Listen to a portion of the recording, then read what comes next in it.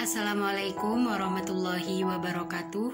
Perkenalkan, nama saya Anisha Rahman Nurdatin dengan NIM 202 0211 0164. Di sini saya selaku pemateri pertama akan menjelaskan tentang pengertian hukum benda, macam-macam benda, serta sistem hukum benda. Yang pertama yaitu pengertian hukum benda. Hukum benda adalah peraturan-peraturan hukum yang mengatur tentang benda atau barang-barang dan hak kebendaan. Pengertian benda dapat dibedakan menjadi pengertian dalam arti sempit dan pengertian dalam arti luas. Pengertiannya ialah dalam arti sempit setiap barang yang dapat dilihat saja atau berwujud. Sedangkan pengertian benda dalam arti luas disebut dalam pasal 509 KUH Perdata, yaitu benda ialah tiap barang-barang dan hak-hak yang dapat dikuasai dengan hak milik, atau dengan kata lain, benda dalam konteks hukum perdata adalah segala sesuatu yang dapat diberikan atau diletakkan suatu hak di atasnya, utamanya yang berupa hak milik. Dengan demikian, yang dapat memiliki sesuatu hak tersebut adalah subjek hukum, sedangkan sesuatu yang dibebani hak itu adalah objek hukum. Kemudian saya akan menjelaskan tentang macam-macam benda. Undang-undang membagi benda dalam beberapa macam, yaitu A. Benda yang dapat diganti, contohnya uang, dan yang tidak dapat diganti, contohnya seekor kuda. B. Benda yang dapat diperdagangkan dan benda yang tidak dapat diperdagangkan. C. Benda yang dapat dibagi, contohnya beras, dan yang tidak dibagi, contohnya seekor kuda. D. Benda yang bergerak dan benda yang tidak bergerak. Menurut Profesor Sri Sudewi Sofyan, benda dapat dibedakan atas barang-barang yang berwujud dan barang-barang yang tidak berwujud, barang-barang yang bergerak dan barang-barang yang tidak bergerak, barang-barang yang dapat dipakai habis dan barang-barang yang tidak dapat dipakai habis, barang-barang yang sudah ada dan barang-barang yang masih akan ada. Barang yang akan ada dibedakan menjadi dua. Yang pertama, barang-barang yang pada suatu saat sama sekali belum ada, misalnya panen yang akan datang. Yang kedua, barang-barang yang akan ada, yaitu barang-barang yang pada saat itu sudah ada, tetapi bagi orang-orang yang tertentu belum ada. Misalnya barang-barang yang sudah dibeli tetapi belum diserahkan.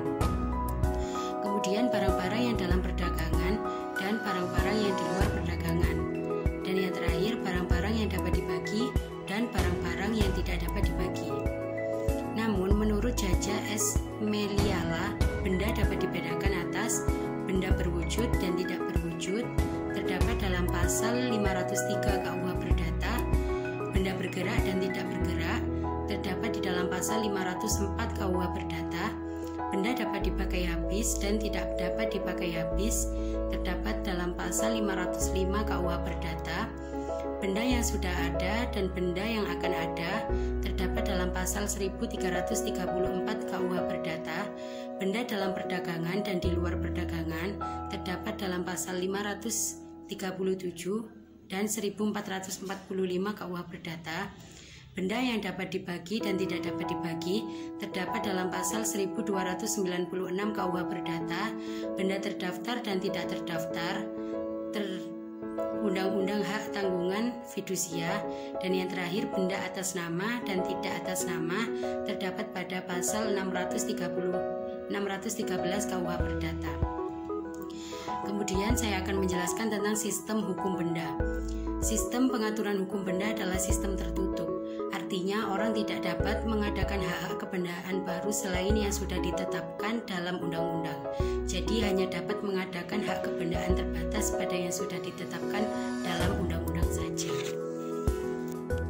Baik, saya akan melanjutkan penjelasan dari menurut saya, yaitu ciri-ciri hak kebendaan. Yang pertama, hak kebendaan merupakan hak yang mutlak, yaitu dapat dipertahankan terhadap siapapun.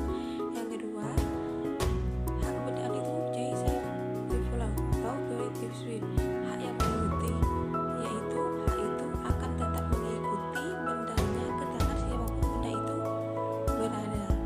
Tiga,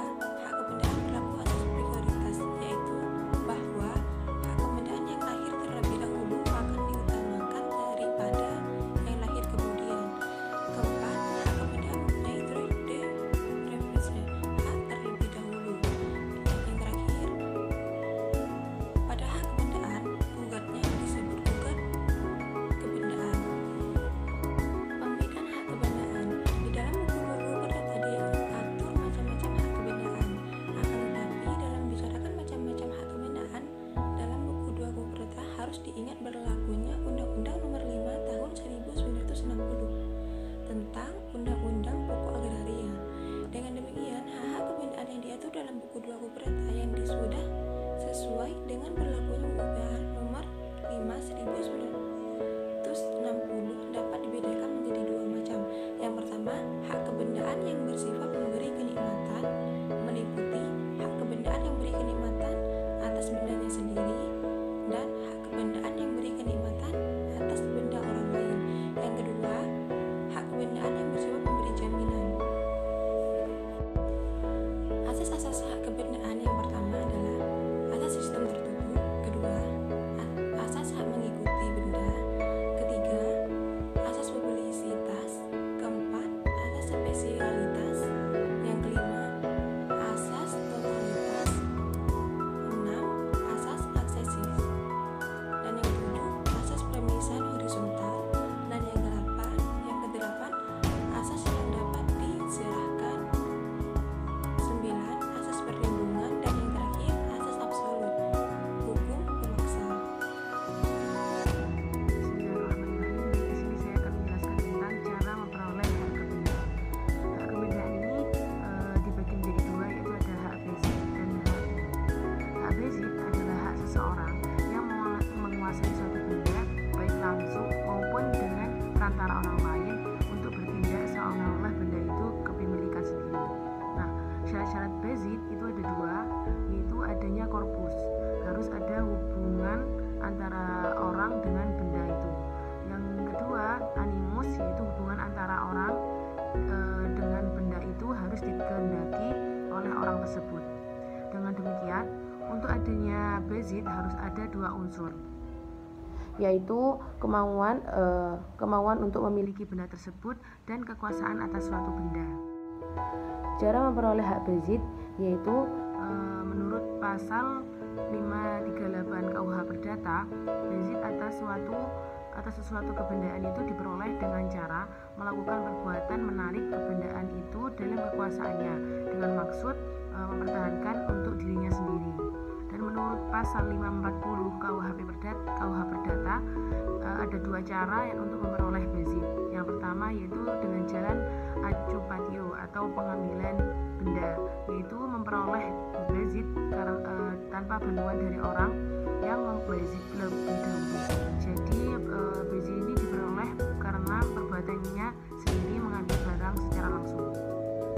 Yang kedua yaitu ada jalan tradision atau pengoperan, artinya memperoleh basic dengan bantuan dari orang yang membasic lebih dahulu. Jadi basic ini diperoleh karena penyerahan dari orang lain yang sudah menguasainya terlebih dahulu.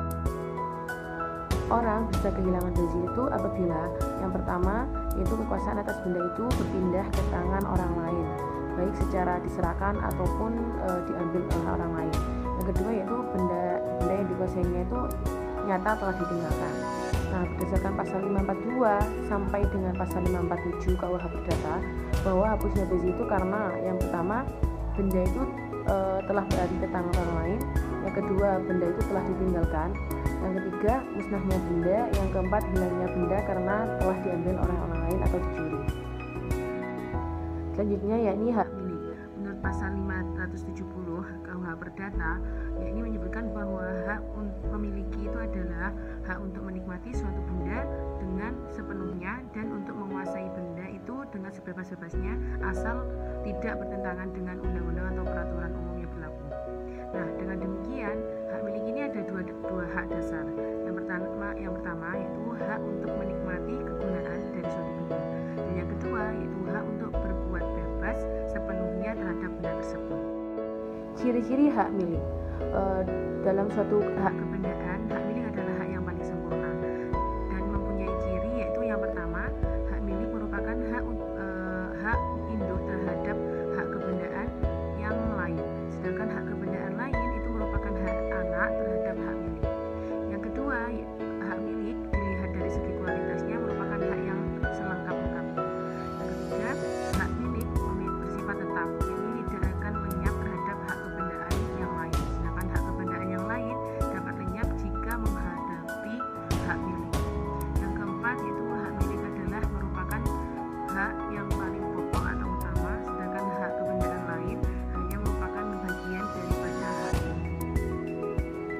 Cara memperoleh hak milik yaitu menurut pasal 584 KUH Perdata ada 5 cara untuk memperoleh hak milik, yaitu diantaranya yang pertama pemilikan atau pendakuan pasal 585, 586 dan 587 KUH Perdata.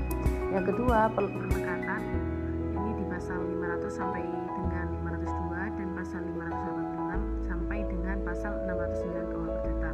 Yang ketiga lampau waktu atau daluarsa, yaitu pasal 610 KUH Perdata dan lagi diatur dalam buku 4 pasal 1955 nomor atau pasal 1963 dan pasal 1967 KUH Perdata. Yang keempat yaitu perwarisan, di mana letaknya di pasal 611. Dan yang kelima penyerahan atau leveling, ini pasal 612, 613, 616 KUH Perdata.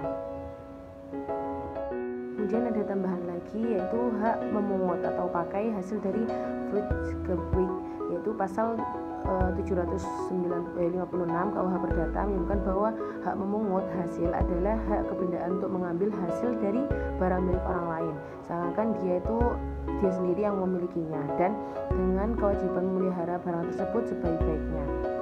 Dan hapusnya hak memungut hasil menurut pasal 807 KUH Perdata yaitu ada 3, karena pemegang. Yang pertama karena pemegang hak meninggal dunia, yang kedua karena tenggang waktu hak memungut hasil itu telah habis atau syarat-syarat ditentukannya itu telah terpenuhi, yang ketiga karena pemegang hak berubah menjadi pemilik atau karena pencampuran.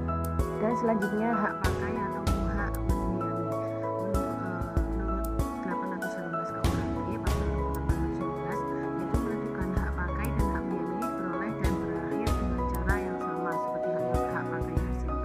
Hak pakai ini sama dengan hak mendiami, istilahnya hak mendiami ini dipergunakan jika mengenai rumah. Hak mendiami tidak boleh diserahkan atau disewakan kepada orang lain, dan hak pakai ini dibedakan antara sebenar barang bergerak dan barang tak bergerak. Hak pakai barang bergerak diatur dalam buku 2 KUH Perdata, sedangkan hak pakai barang tak bergerak tanah diatur dalam UU nomor 5 tahun 1960. Sekian dari materi kami, kurang lebihnya mohon maaf. Wassalamualaikum warahmatullahi wabarakatuh.